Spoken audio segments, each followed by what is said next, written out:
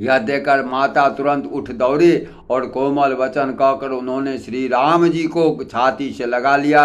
वे गोद में लेकर उन्हें दूध पिलाने लगी और श्री रघुनाथ जी उन्हीं की ललित लीलाएं करने लगी।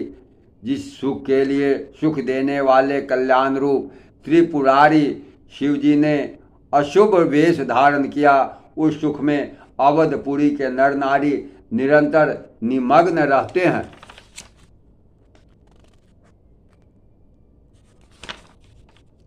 अब उस सुख का लवलेश मात्र जिन्होंने एक बार स्वप्न में भी प्राप्त कर लिया, हे पक्षीराज, हे सुंदर बुद्धि वाले सज्जन पुरुष, उनके सामने ब्रह्म सुख को भी कुछ नहीं गिनते। मैं और कुछ समय तक अवधपुरी में रहा। मैंने श्री राम जी की रसीली बाल लीलाएं देखी।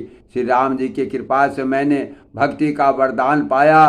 तदंतर प्रभु के चरणों की वंदना करके मैं आश्रम पर लौट आया। इस प्रकार जब से श्री रघुनाथ जी ने मुझको अपनाया, तब से मुझे माया कभी नहीं व्यापी।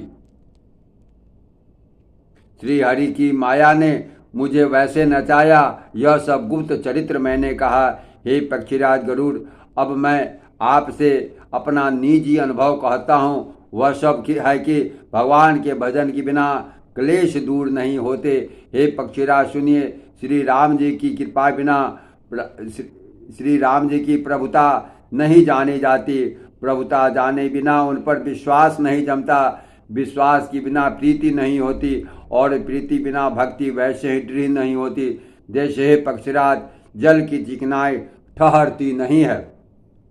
गुरु के बिना कहीं ज्ञान हो सकता है, अर्थात वैराग के बिना कहीं ज्ञान हो सकता है। उस तरह वेद और पुराण कहते हैं श्री हरि की भक्ति के बिना क्या सुख मिल सकता है। हे तात, स्वाभाविक संतोष के बिना क्या कोई शांति पा सकता है।